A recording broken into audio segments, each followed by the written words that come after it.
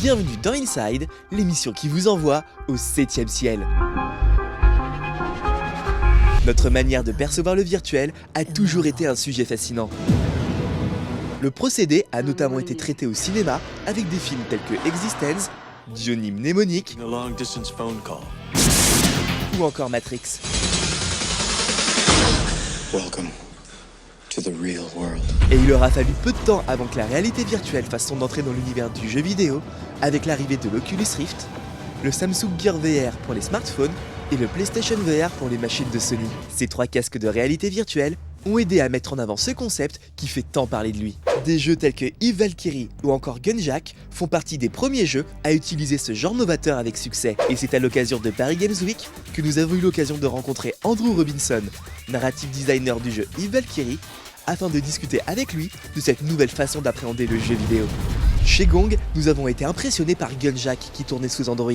Mais comment est-ce possible de faire tourner un tel jeu sur nos smartphones? I think it's all down to the development team over in CCP in Shanghai. They've done an absolutely incredible job of fitting that aesthetic, those visuals and the gameplay and everything onto it. What they've done is they've really addressed the needs of the Gear VR and built something from the ground up for it. So you can see that it's tailored exactly for that experience. They've not tried to port something in or the decisions they've made, the design they've done fits that perfectly, and I think that reads through when you play the game. On dit souvent cette phrase, mais là ça y est, le smartphone est vraiment en passe de devenir un concurrent pour nos consoles, non? It's all down to just personal preference, and it's all down to building games specifically for those platforms. And I think when games for tablets and games for mobile are designed for tablets and mobile, they are, they're better for it, and that's something we've done with Valkyrie, especially when we built it. We've built it specifically for VR. It's built from the ground up for VR.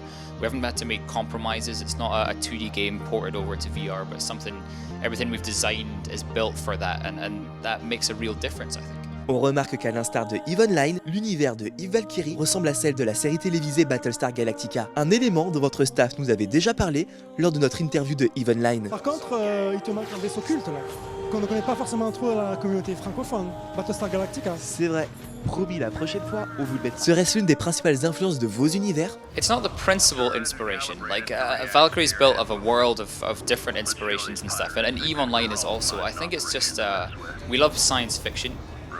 And part of the Battlestar Galactica experience kind of made sense to us when we were building Valkyrie, which is just to see those bullets fly past. That was the main thing we took from that. It was just that visceral feel of bullets and missiles and things, flying past the ship and ships moving quickly in and out of each other.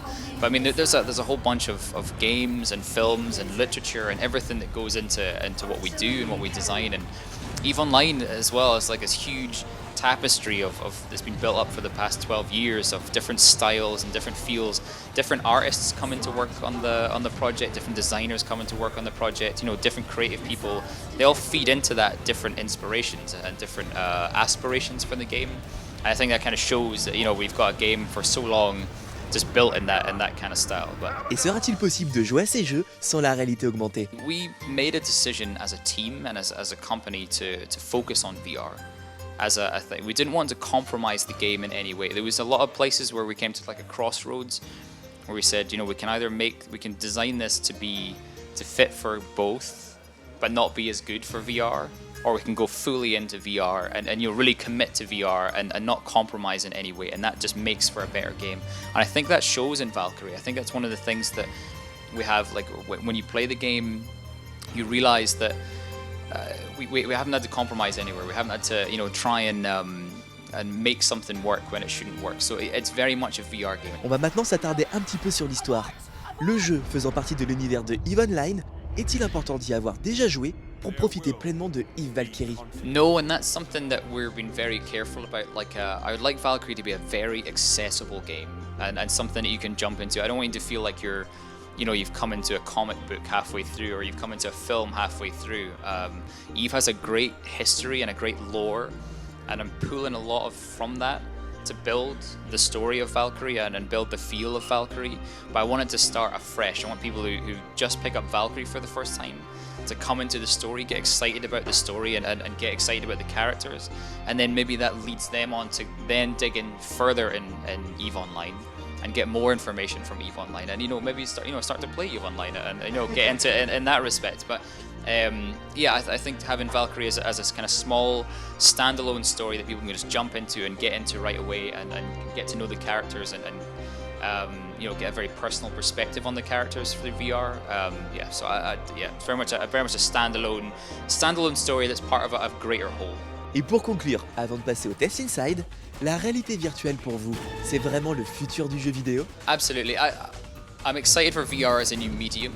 I wouldn't say it's the future of video games, because I do feel that there's room for all different types of games. Like I like mobile games, and I like my console games and PC games. I think VR games are just another one of those sets. If people are going to be making great VR games, then I'll be playing great VR games, and I really look forward to some of the great VR games that are coming. I love Valkyrie.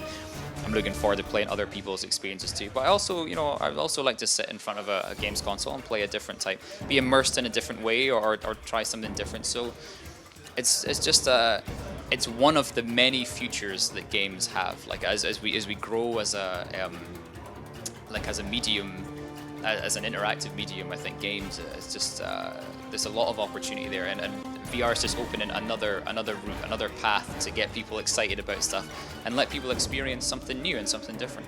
Allez, on va maintenant passer au test inside spécial virtuel. L'une de vos collègues va jouer à certains jeux cultes passés sous Oculus Rift et vous allez devoir les reconnaître. Vous êtes prêts? C'est parti. To guess what you're doing.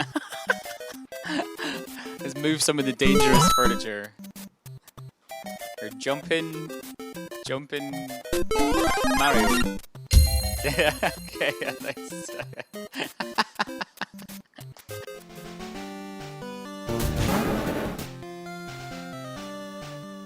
Are you you're capturing? Yep, capturing Pokemon. Yeah, Pokemon, capturing Pokemon. Okay.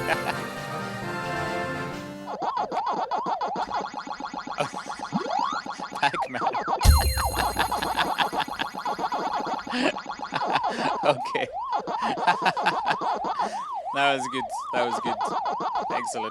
Vous l'avez compris, la réalité virtuelle est pour ainsi dire le futur du jeu vidéo. Que ce soit le Samsung Gear qui met en valeur Gunjack ou encore l'Oculus pour Valkyrie, l'immersion dans ce monde en couleur en ravira plus d'un. Maintenant on peut le dire, le futur, c'est maintenant.